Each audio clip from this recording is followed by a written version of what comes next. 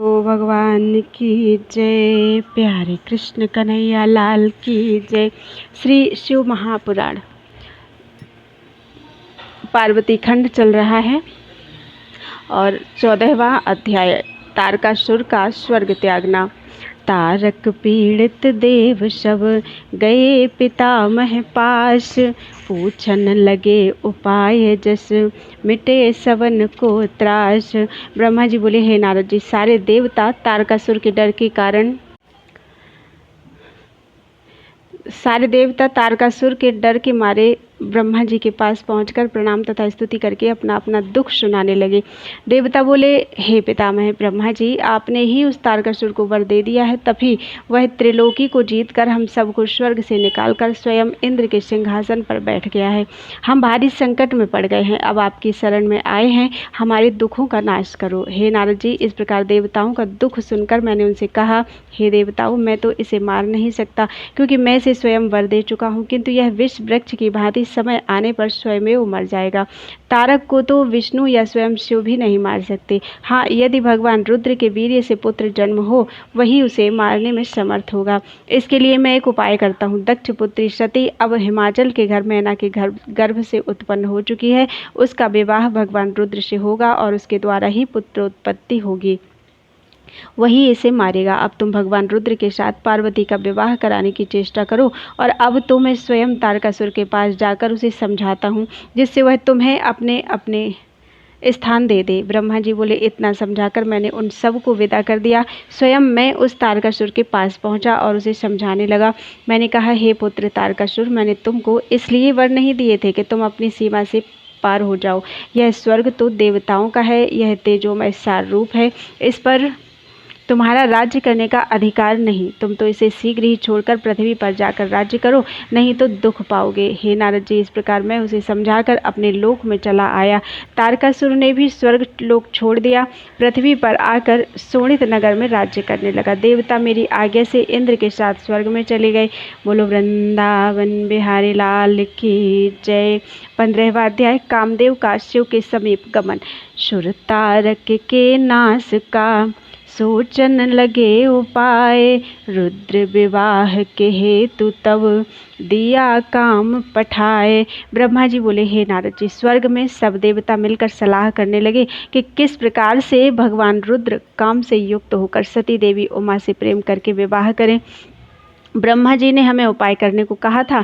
शिव में काम उत्पत्ति के लिए कामदेव को वहां भेजना चाहिए। सबने कहा ऐसा होना चाहिए। तब इंद्र ने कामदेव को स्मरण किया। कामदेव का उस समय अपने दल बल के साथ वहां आकर इंद्र को प्रणाम करके बोला, हे सुरनाथ, आपने मुझे किस कार्य के लिए स्मरण किया है? सुनो, तारक नामक एक दैत्य है, ब्रह्मा जी से वर पाकर वह निर्भय हो रहा है, उसे कोई मार नहीं सकता। सारे जगत को वह दुख दे रहा है। वह इतना दुष्ट है कि युद्ध में देवता लोग भी उससे डर कर भाग गए। इसकी मृत्यु भगवान रुद्र के पुत्र द्वारा होनी है, ऐसा ब्रह्मा जी ने कहा है। अब उनका पुत्र तभी होगा जब वे उमा के साथ विवाह करेंगे। श्री महादेव जी को मोहित करना केवल तुम्हारा काम है, तभी वे उमा से प्रेम करेंगे। और सुनिए, श्री उमा देवी भी नित्य ही उनके पूजन के लिए उनके चरणों में पहुँचती हैं। उन दोनों के विवाह हो जाने से देवताओं का कार्य हो सकता है, और वह है आपके अधीन। तब इंद्र के इस प्रकार के वचन सुनकर कामदेव बोला, हे स्वामिन, मैं अवश्य इस कार्य को करूंगा। यह कहकर शिव माया से मोहित हुआ कामदेव बसंत आदि तथा अपनी स्त्री रति को साथ लेकर उस स्थान पर गया जहां जटाधारी भगवान रुद्र तप कर रहे थे। बोलो वृंदावन बिहारी लाल की जय। 16वां अध्याय काम द्वारा शिव को मोहित करने का प्रयत्न। देवराज की आज्ञा पाकर चले मदन सदल बल के, पहुँचे वहाँ माया फैलाई, भये महेश सम्मोहित से। ब्रह्मा जी बोले, हे नारद जी, वहाँ जाकर कामदेव अपनी माया फैलाने लगा। उसने वहाँ अनेकों वृक्षों को फल फूलों से भर दिया, अतीब सुंदर वन उपवन लगा दिए। वसंत की बहार खिल गई, कोयलें मधुर शब्द करने लगी, शीतल मंद सुगंध पवन चल पड़ी, नदी सरोवर में कमल खिल गए, भौरे मधुर गुंजार करने लगे। वन के मुनिजनों के मन को भी डिगाने वाले इस प्रकार के असमय के काम साधनों को देख भगवान शंकर आश्चर्य में पड़ गए और उससे भी कठिन तपस्या करने में तत्पर हो गए। कामदेव के बसंत बहार के साधन से तो कुछ बन न सका। तब उसने रति स्त्री के साथ 5 पुष्प बाण लेकर भगवान शिव के बाईं ओर चला दिए। तब संपूर्ण विश्व को मुग्ध कर देने वाले उन बाणों ने वहां पर भी अपना प्रभाव दिखाया। उसके बाद हाव भाव से मिले हुए श्रृंगार रस ने भी शिव शरीर पर आक्रमण कर दिया, किंतु वे सब के सब शिव हृदय तक पहुंचने के लिए कहीं से भी मार्ग नहीं पा रहे थे।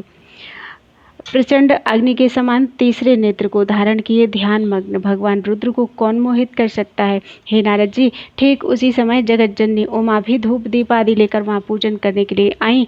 परम सुगंधित पुष्पों को लेकर सखियां भी साथ थीं। उस समय शिव जी ध्यान से मुक्त हुए थे। तब कामदेव को अवसर मिल गया। सदाशिव पर बाण चला चलाकर उन्हें मोहित करने लगा। उस समय जगत जननी भी श्रृंगार करके आई थी। वह भी मानो कामदेव को सहायक हो रही थी। तब कामदेव ने धनुष पर पुष्प बाण संधान करके महादेव पर छोड़ दिया।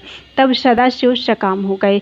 तब भगवान शिव मोह को प्राप्त होकर विचारने लगे कि श्री पार्वती जी के सुंदर शरीर को देखकर मैं आनंदित हो रहा हूँ।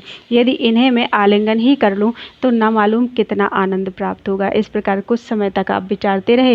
फिर उनको ज्ञान हुआ। तब कहने लगे, अरे यह मैं निर्विकार होकर भी काम के विकार से मोहित हो गया। यदि मैं ईश्वर होते हुए भी स्त्रियों के अंगों का स्पर्श कर बैठा तो साधारण मनुष्यों की क्या गति होगी। तब करते करते यह नया विघ्न आकर खड़ा हो गया। कामदेव महाकुकर्मी निकला, जिसने मेरे मन में भी विकार पैदा कर दिया। बोलो वृंदावन बिहारी लाल की जय। 17वां अध्याय कामदेव का भस्म होना। तुरत गए पहचान श्री शिव कामदेव की माया को, खोला तीजा नेत्र तभी फिर भस्म किया रति प्रीतम को। ब्रह्मा जी बोले, हे नारद जी, अपनी अद्भुत दशा देख देख कर सदाशिव काम पीड़ित होकर इधर उधर देखने लगे। तब दिशाएं भी कांप गईं। तब अपने बाईं तरफ पुष्प धनुष ताने काम को बैठा हुआ देख लिया, जो शिव पर दोबारा बाण छोड़ने के लिए प्रयत्न कर रहा था। उसे देखते ही रुद्रदेव क्रोध में आ गए। शिव के तेज को देखकर काम कांपने लगा और साथ में मृत्युंजय भगवान शंकर का हाथ जोड़कर ध्यान करने लगा। इधर सारे देवता अपने प्रयत्न को बेकार हुआ समझकर भय के मारे सदाशिव को प्रसन्न करने के लिए झिझकते झिझकते उनके समीप गए, प्रणाम तथा स्तुति करने लगे, किंतु भगवान शंकर ने उनकी स्तुति पर ध्यान नहीं दिया। वे वैसे ही क्रोध में पूर्ण रहे। तब इतने क्रोध में तप्त हुए कि उनके मस्तक का तीसरा नेत्र खुल गया। उससे बड़ी तेज अग्नि निकल पड़ी। इस अग्नि से वृक्ष पर बैठा हुआ कामदेव जलने लगा। फिर पके हुए फल की भांति वृक्ष से गिरकर भस्म हो गया। काम के भस्म हो जाने पर देवगण दुखी होकर रोने लगे। श्री पार्वती जी सखियों के साथ घर में चली गईं। कामदेव की स्त्री रति तो दुख के मारे बेहोश होकर पृथ्वी पर गिर पड़ी। फिर थोड़ी देर बाद विचारने लगी, अब मैं क्या करूं, कहाँ जाऊं। देवताओं ने मेरे साथ बहुत बुरा किया, जो मेरे पति को यहाँ भेजकर भस्म करा दिया। इसके करुण विलाप को सुनकर चराचर जीव भी दुखी होने लगे। उसके बाद इंद्र आदि देवता वहाँ पहुंचकर रति को धैर्य देते हुए समझाने लगे। बोले, हे देवी, यह संसार दुखों की खान है। कोई भी किसी को सुख दुख नहीं दे सकता। सब कोई अपने कर्मों का फल भोग रहे हैं। हे रति देवी, धैर्य धारण करो। शोक करने से क्या होगा। अब तुम धैर्य धारण करके अपने पति की थोड़ी भस्म लेकर अपने पास यत्नपूर्वक रख लो। शिव कृपा से तुम्हारा पतिदेव फिर जीवित हो जाएगा और तुम्हें आकर अवश्य मिलेगा। ब्रह्मा जी बोले, हे नारद जी, इस प्रकार रति को धैर्य देकर देवता लोग भगवान शंकर के निकट पहुंचे। उन्हें प्रणाम तथा स्तुति द्वारा प्रसन्न करके बोले, हे प्रभु, यह काम कोई अपने स्वार्थ के लिए कार्य नहीं कर रहा था, वह संपूर्ण देवताओं का कार्य था। दैत्य तारकासुर संपूर्ण देवताओं को अति पीड़ित कर रहा था। उसी के विनाश के लिए यह उसका कार्य था। अब आप कृपा करके क्रोध शांत करो और दुखित होती हुई एवं रोती हुई उसकी पत्नी रति को चलकर समझाने की कृपा करें। तब सदाशिव बोले, हे ऋषियों तथा देवताओं, अब तो मेरे क्रोध के कारण जो कुछ हो गया सो हो गया, उसका कुछ हो नहीं सकता। हाँ, जब श्री कृष्ण भगवान रुक्मिणी के साथ विवाह करके द्वारिका में पुत्र उत्पन्न करेंगे, तब उन्हीं में कामदेव का भी जन्म होगा, जिसका नाम प्रद्युम्न होगा। संबर नामक एक दानव आकर उसे चुरा ले जाएगा और उसे समुद्र में जाकर फेंक देगा, और यह रति उसी संबर के नगर में निवास कर रही होगी। वही समुद्र में फेंका हुआ इसका पति वहीं आकर इसे मिल जाएगा। यह सुनकर देवगण कहने लगे, हे प्रभु, जब तक इस रति का कहीं देहांत न हो जाए, इसलिए कृपा करके इसके शरीर की तब तक आप ही रक्षा करते रहें और इसके पति को शीघ्र ही जीवित करके इसके दुख दूर करने की कृपा करें। सदाशिव बोले, हे देवताओं, कामदेव शीघ्र जीवित हो जाएगा, मेरा ही गण होकर आनंद करेगा। यह वृत्तांत किसी से मत कहना, मैं शीघ्र तुम्हारे दुख हर लूँगा। अब तुम अपने अपने लोकों में जाओ। यह कहकर भगवान शंकर अंतर्धान हो गए और देवगण भी अपने अपने लोकों में चले गए। बोलो वृंदावन बिहारी लाल की जय। 18वां अध्याय शिव क्रोधाग्नि की शांति।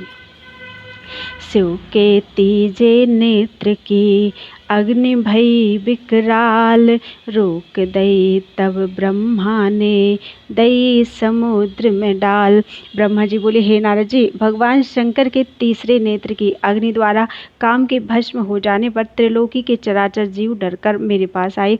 उन्होंने अपना कष्ट मुझे आकर सुनाया। उसके बाद उनका कारण समझकर मैं भगवान शंकर के पास पहुंचा। वहां मैंने देखा कि भगवान शंकर की क्रोध की अग्नि बड़ी भड़क रही थी। उस महान भयंकर अग्नि को मैंने शिव कृपा से रोककर हाथ से पकड़ लिया और समुद्र के पास जाकर पहुंचा। मुझे आया हुआ देखकर समुद्र पुरुष रूप धारण कर मेरे पास आया और कहने लगा, हे ब्रह्मा जी, आप किस कार्य से यहाँ पधारे हैं? मैं आपकी क्या सेवा करूं? तब ब्रह्मा जी बोले, हे सागर देव, भगवान शंकर ने अपने तीसरे नेत्र की अग्नि द्वारा कामदेव को भस्म कर दिया है।